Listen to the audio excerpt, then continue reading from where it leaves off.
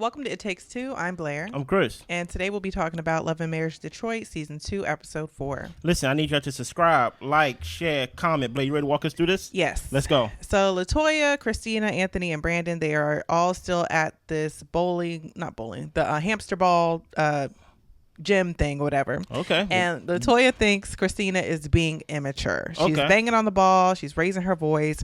And she's like, if you want to get down to the bottom of the conversation, then let's have a mature conversation. Okay. So LaToya is saying the streets talk, and she has heard things about Kristina. Her sources are reliable, but she will not give out her name. Start right there. I remember last episode, Blair think it's fair that you can go off of someone else's experience and then use it as yours. I call that a coward. Especially if you're not going to say a name, especially if you just go off of hearsay. And LaToya, you're so strong in your actions to basically put a wall up and to basically be like, you know what, I don't want to be cool with you, but when I actually address you straight to your face and things like that, you rely on your sources. I don't like cowards. Yeah. I don't like passive aggressiveness. I don't like hearsay and things like that. And I'd rather you say what it is and say, hey, because that's a good friend of mine, I trust their experience and I don't want to be friends with you. But we kind of know what happened with the whole LaToya and Kristina thing, and she just took Kolby's side. That's basically what happened, but whatever. Yeah. So Brandon says that, you bringing Kim was a genuine opposition. Yes. And LaToya is sticking to the point that she didn't know the depth of their issues. While they sat down and had dinner. In your living room. In your house. Not even outside. In your house. So, listen, so close. Kim is so close to you that she was invited to your house. Inside your house to share dinner with you. So, I don't believe that, LaToya. Sorry. So Anthony says both of y'all are being petty, and he says from now on both of y'all just be direct. If y'all have issues with each other, take it to each other and let's hug it out and get over it. Yeah. So Dr. LaToya says that she is going to take accountability for what Kristina feels she's done to her. And Kristina says that is the worst apology that she's ever had. So they hug it out and they are where they're at currently. What are your thoughts on them? My thoughts, I feel like Dr. LaToya, I wish she would just stand in how she really feels. I don't know if she's not saying it because she knows it's not fair, but not everything in life is fair. If you don't like her based off of your friend not liking her or based off of how she's been perceived by a lot of people, then that's why you don't like her. And you should just say that. But I think she knows that she probably shouldn't be judging Kristina off of other people's experiences. But for some reason, she has a hard time of being honest about that. So she just likes to say that she's heard things. It is what it is. And she's not taking back what she's saying. But it still doesn't make sense why you don't like her. If she hasn't done anything to you, and if you're not saying that, you know what, from what I've heard, you're just not my type of girl. Yeah. 100%. And it's not even hey, I want you to like Kristina because I like Kristina. I'm not a fan of Kristina myself, to be honest, right? But LaToya is the type of person that she's shown on the show. We don't know her personally, that I personally don't like, that I don't keep around me at all. They don't know how to apologize. They don't know how to take accountability. They go off of hearsay. They be passive aggressive. They gaslight you. All these bad traits. And I didn't know that you and Kimberly was you did, right? And then you're doing semantics and now you don't remember nothing. But yet you are so bold enough to go on TV with someone else's opinion where they can be safe behind, closed doors and things like that. But you put a face and a name to it. And I am wrong for asking who is your source. And you're like, well, no, it don't matter, but it's reliable. Coward. Period. That's a coward move. Yeah. So moving on, Kolby and their daughter meet Russell at the gym. Yeah. Kolby makes a comment that she had to bundle her baby up just so that she can see her daddy today. He was working on some painting at the gym that, they recently bought. Yeah. Russell says that it's been challenging just trying to juggle everything. He kind of lists through everything he had to do as far as work, school, everything that's been going on. And Kolby tells him that you have more of an out than me. Okay. You can move and do as you please. I have to sit here and think about what or where our daughter is going to go, who's going to be watching her. And Russell agrees that that's not something he thinks about because he knows Kolby is going to take care of that. You are so good at it, baby. Sometimes she gets burnt out on how much she has to carry the family forward. Yeah. Because Russell takes on other people's issues, she feels that they get the brunt of basically not receiving the care and compassion the way that Russell gives to others. She'll go to him with her issues and he'll try to downplay whatever she has to say. Yeah. Russell would like some more grace from Kolby because this is the season of his life he's in, of just trying to building and getting things together for their family, for their foundation. Yeah. Russell does fill Kolby in on the session he had with Brandon and Kristina, and he tells her that, look, they're separated right now. Brandon was not at the house. Yeah. But Russell told him to figure it out, get back in the house. And Kolby, she actually is saddened to hear that. They do plan on praying for them, for their family to stay together, because they wouldn't want separation on anybody. Yeah. Can I be honest, Blair? Sure. Is it possible that both people could be right? How so? I think Kolby's right. As well as I think Russell's right. I think when it comes to men, right, when it comes to us carving out time for ourselves, is a non-negotiable for us. We hold ourselves to a standard to, it's like, you know what, this is my alone time. I'm going to do this with my time, right? And if you don't come to me with, hey, I need you to do this, I need you to do this, can you help me? I feel a little burnt out. We will take time to ourselves to recharge, right? And sometimes the weight of the house can fall on the woman or the mother, rather, kind of unevenly compared to the guy, because guess what? Hey, I got to go to the gym. Where she got to stay home with the baby. You get what I'm saying? Hey, I got to do this. You got to figure out what to do with the daycare and things of that nature. So I think Kolby is right in her assessment, and there's always room for Russell to do better. That doesn't mean that Russell isn't trying. Yeah. Right? Now this is where I go to Russell's side. I feel like the reason why, and this is just an opinion because I don't know, the reason why Russell probably doesn't run to Kolby as Clark Kent, as Superman, is because she may be talking a lot. Okay. It may be a lot of issues and things like that. And at first, you know, when you're early in a relationship or early in a marriage, you run to every issue because you want to be Superman. But then you realize she's mad about this, and she's upset about this, and she got something to say about this, she got something to say about this, and you kind of become numb to it. Okay. And you're kind of like, you know what? This is not an issue. I'll handle it. You know what? This is the season of our life. We are building. We are working. So I just don't want Kolby to make Russell feels like he's not leading the family forward as well. Right. Even though she may be hands-on with the child and things of that nature, I want her to also give him grace as Russell asks. Hey, you are doing the best you can. When I walked into the gym, I ain't see you laughing. I ain't see you over there kikiing and things of that nature. You was on your knees painting. Yes. You get what I'm saying? So this gym, this asset can be, so this asset can be in the family, so people can come in and feel good and things like that. Thank you for that. While at the same time, I think Russell do need to hear Kolby, and just be a little bit more sensitive to her feeling burnt out and things like that. Yeah, I think sometimes when it comes to guys, at least guys who are very ambitious and who are very hardworking, they can be so future focused that they miss the moment. Yeah. And the fact that he wants to build up this great life for his family, I think that some things might be falling through the cracks of what something he can do today for his family to make Kolby feel appreciated, seen, and supported. Yeah. So I think it's just a balancing act that they'll have to figure out. I think it would be helpful if they both came to each other with some practical requests. Yeah. So that way it's not so much of you get to do all this and I have to stay home or whatever the case may be. How about let's make an agreement? I will stay home and take care of the kid and figure out that situation. So that way it's no longer a burden of this is something I have to do. It's an agreement. This is my sacrifice for our family. And your sacrifice for our family is being at the gym and going to ministry school and all this type of stuff. However, come 8:00, you need to be home. However, come Saturday afternoons, we need to spend like a couple of hours family time.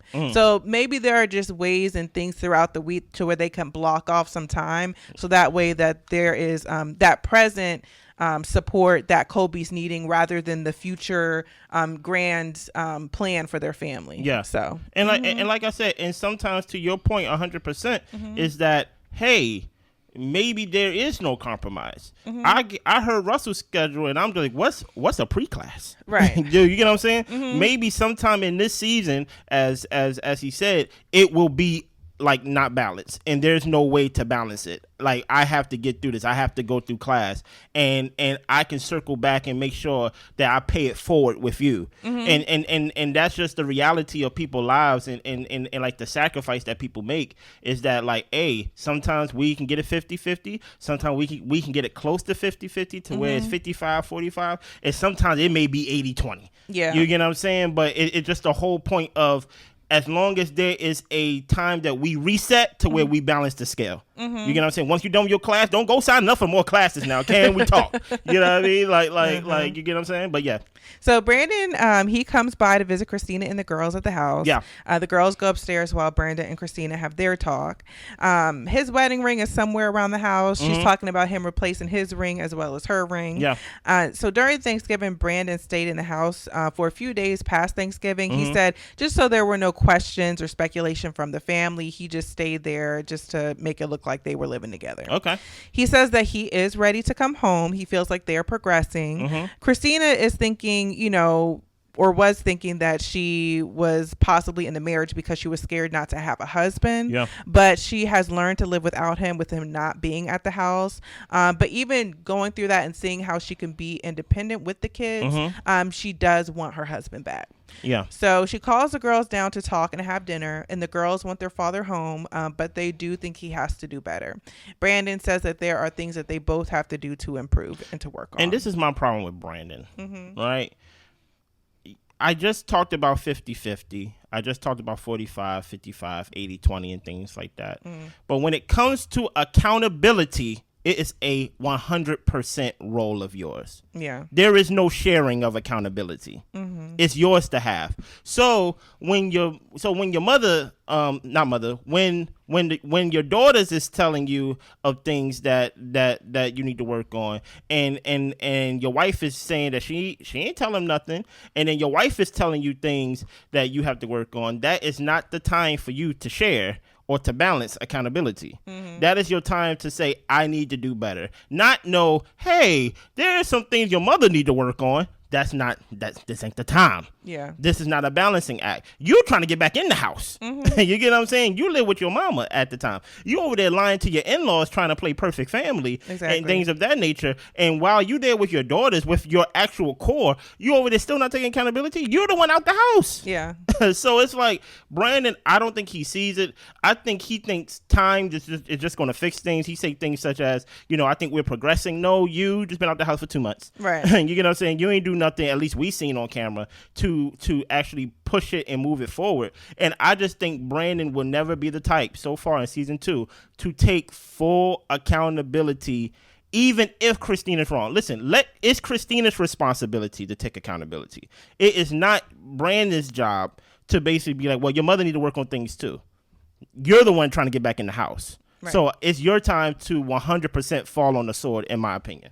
Yeah, for me, I think Brandon is too concerned about appearances. Yeah. Even if we think back to when they went to the Bravo anniversary thing for his bar that he has. Okay. He was like, we're going to walk in here together. We're going to hold hands because we want to look like a united front. You stay over for Thanksgiving for more days than you really should have because you want to look like a united front. How about y'all actually be a united front? Oh, no. That take work. That take work, though. And that's the thing. It's just like he doesn't want to do the actual work. He wants to make it seem that everything's okay. Yeah. And that's good enough for him until Kristina says, hey, we're going to do something to where it's not going to look like we're happy. It's not going to look like we're fine because you're not living here. Come on. And that's not something that we can hide. But he's still trying to find a way to hide it. Yeah. So I don't understand. So the guys meet up for virtual golf. Yeah. Russell says that they are here to connect and discuss what they expect from each other and from their wives. Start right here. This is what I mean. And when I say this is what I mean, when it comes to carving out our alone time as men, it's almost a non-negotiable for us. It's almost a habit. It's almost like, you know what? I'm meeting with the fellas. You get what I'm saying? It's just what it is. And I think Kolby just needs to speak up just a little bit more and just be like, you know what? You have the baby today. I'm going out. You know? So Brandon says that, we need to get our wives together, specifically talking to Marcel about Kim, because our wives are enemies. Yes. Marcel says he doesn't have any issues with Brandon, but it's not like we're going to be like super close friends. Okay. Anthony says he's staying out the mess. That is to be seen. But he says that everyone outside of Bravo here is good guys. It's just kind of like a little joke, a jab at Bravo. So Brandon is throwing a surprise birthday for Kristina. He invites all the guys and their wives. And he also invited LaToya and Kolby to go ring shopping with him to get Kristina a new ring. Listen here, this is clearly for the show because I was like, that's weird. Because I'm like, you gonna invite her enemies? That makes no sense. Chelsea, I understand. But these two, I didn't. But, it's for the show. It's all good. So the ladies, they have their own ladies' time and they meet up for brunch. Yeah. LaToya invited everyone out. And LaToya thinks that it's a big gesture for her to go ring shopping with Kristina. But she is taking it as an olive branch. So she plans on showing up. Kolby is happy to see Brandon fighting for his marriage. And she is just going to be there to support that. Yeah.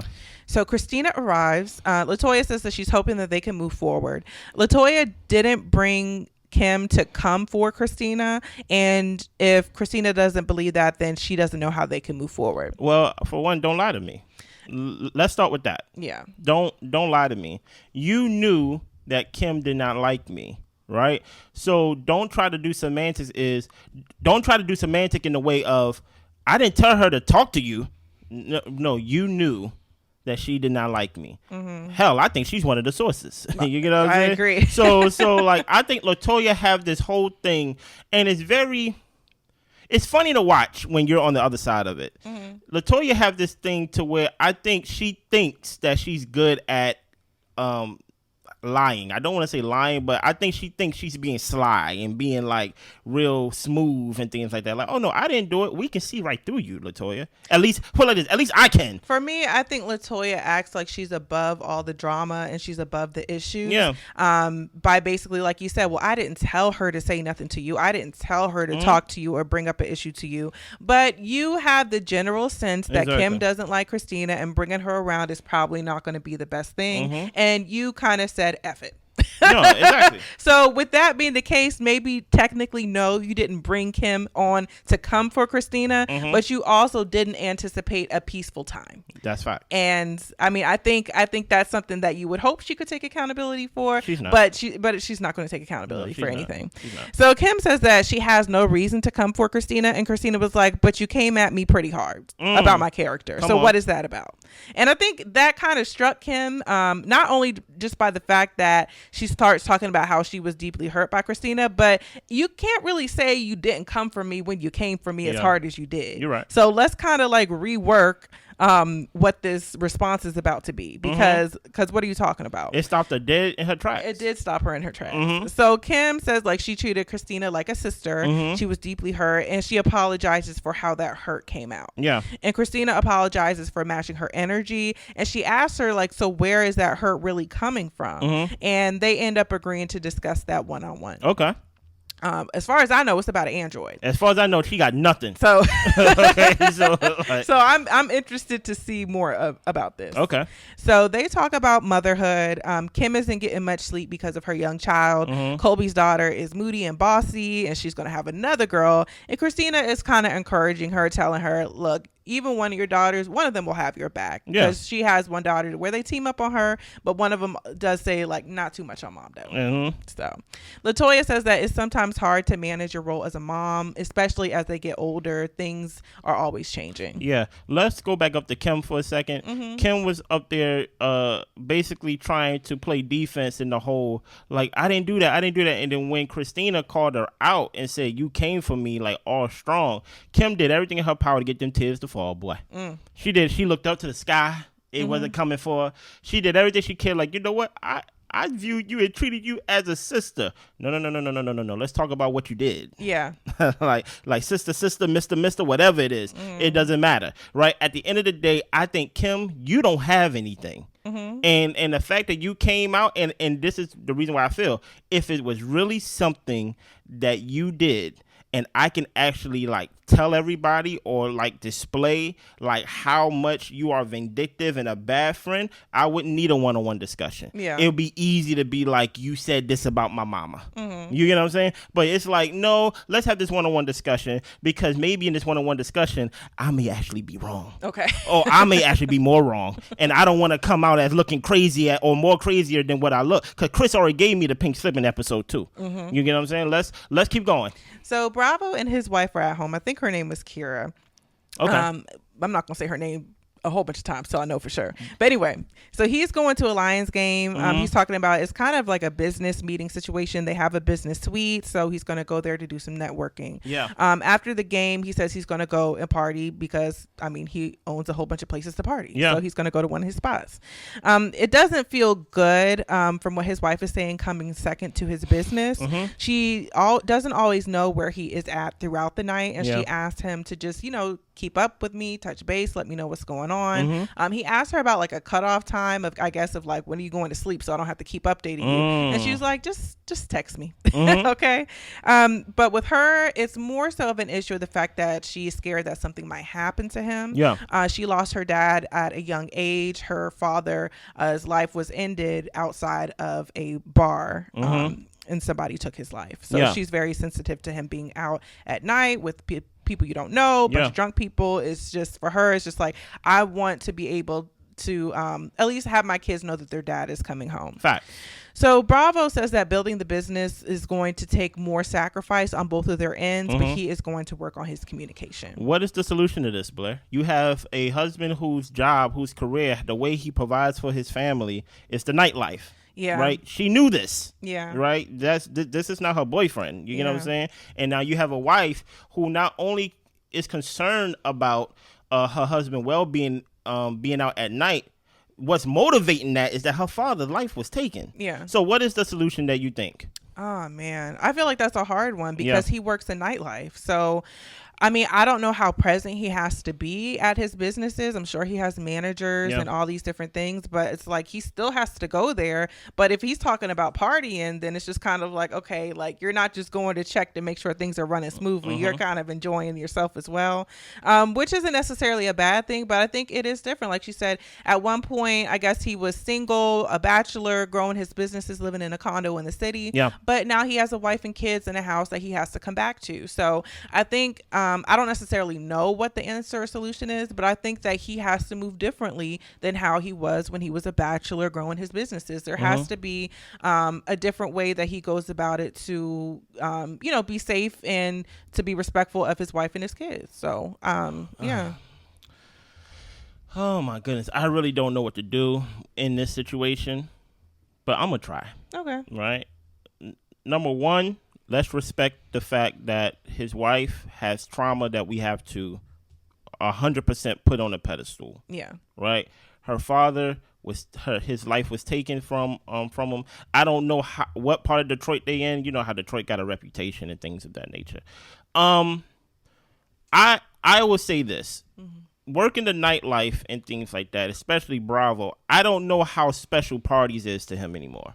So I don't even want to say that he feels good or having a good time at parties, because it's like, one thing is fun doing things as a habit, but once it becomes your job, it's like, okay. It's like, so I don't want to make it seem like he's just over there doing the cha-cha slide while his wife is worried about his well-being.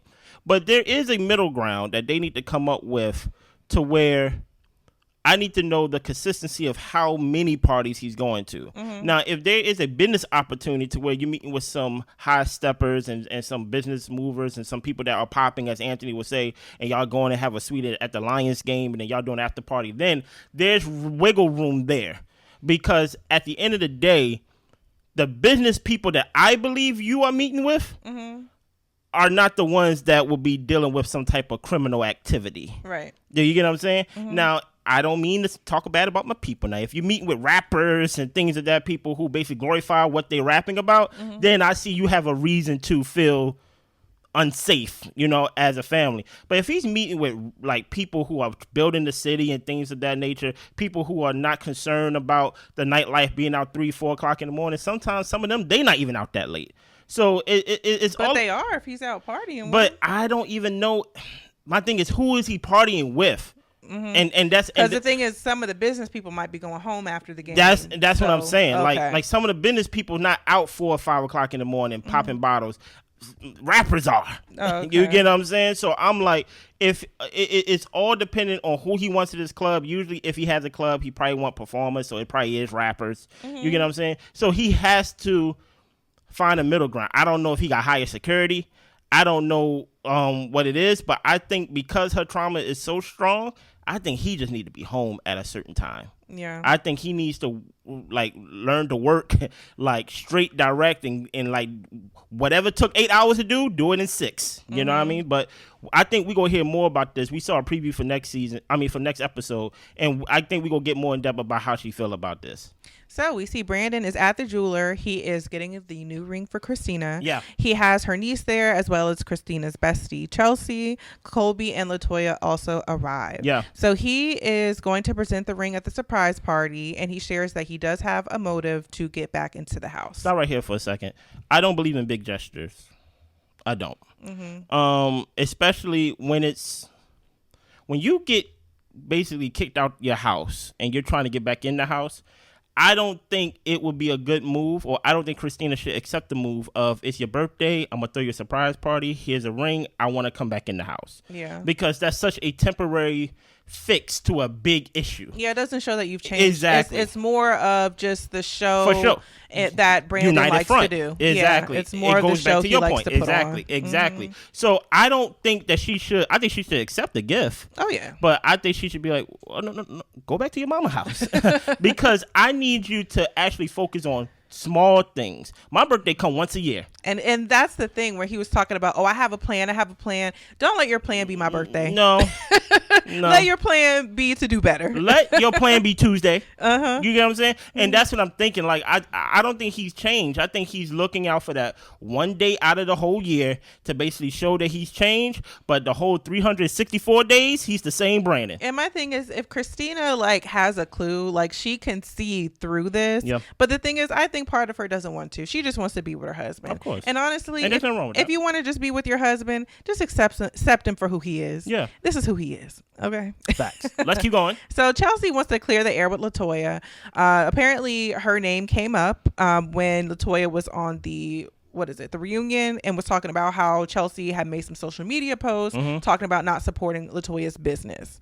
Chelsea's point is that she's only brought up the brand in a positive light. Okay. And she asked LaToya pretty much point blank, like, so what exactly did I say about you? And LaToya's talking about she doesn't necessarily know. Somebody brought it to her attention that it was something along the lines of don't support her business.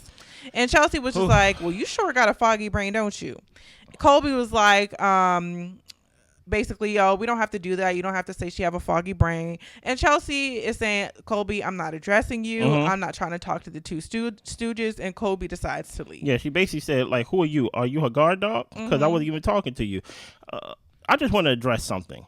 LaToya, you have a habit of doing a lot of hearsay. Yeah. And it looks bad. Because it's kind of like you're left out in the wind to try to defend what was said. But it's like what was said, it's not even like on solid ground. No. So it, like the girl said, do you have a screenshot? What exactly did I say? And LaToya's like, I don't remember. But she does that in the sense to be like, girl, it doesn't matter. I'm above the drama. But it's like, but no, you are putting my name out there that I said something negative about you. So where is your proof? Yeah. Like, what proof do you have? And she has none. She has none. Because she goes by off what people says. You're right. So, sorry, go ahead. No, go ahead and finish the scene. So LaToya is saying, like, look, she's on a better path with Kristina. She is going to uninvite herself from the party, and Brandon is just asking her to reconsider. Once LaToya leaves, they're all just like, she didn't want to go anyway. Yeah. Dude, like, you felt like Chelsea was out of line? No, I didn't. Dude, you feel like she came a little too strong? I did not. I feel like it probably wouldn't have gotten escalated if Kolby didn't jump in. But I do think Chelsea was irritated because you're saying I talked bad about you when I really didn't. Yeah. And so what's up with that? But I get what Kolby's saying. Like, you could have tried to reach out to LaToya some other time. It didn't have to be on camera.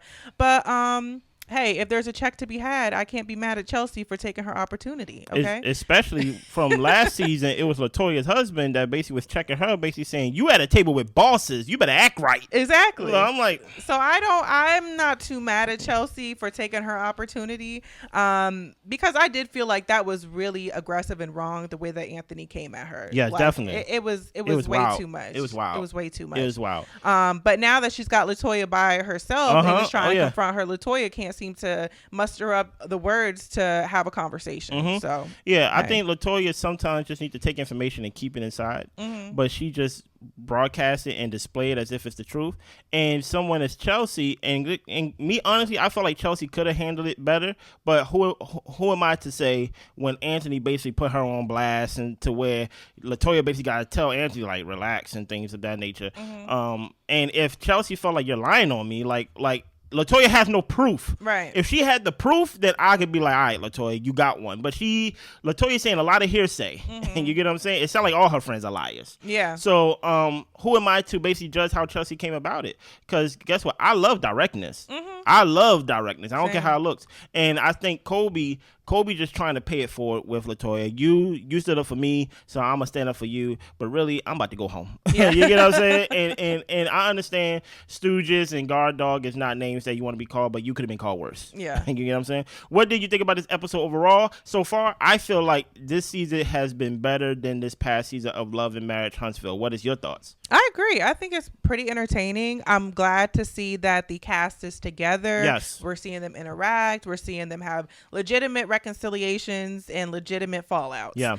So I just look forward to see how things progress. But I'm glad to see everybody is working together. We're seeing them in scenes together. And it makes for an interesting show. Yes. Listen, I need y'all to subscribe, like, share, comment, all the above. And we see y'all next time. I don't know when next time will be. Matter of fact, Monday we do Sister Wives. Just in case any of y'all watch Sister Wives. Do y'all watch Sister Wives? We watch Sister Wives, okay? Make sure y'all check us out with that. Check us out with 1,000-Pound Sisters. That's coming back. I'm probably going to call Amy a bad mom a couple times. You know what I'm saying? She did get arrested. But hopefully they got that this season. I hope so, You know what I mean? But we will check in with y'all soon. Y'all be good. Bye.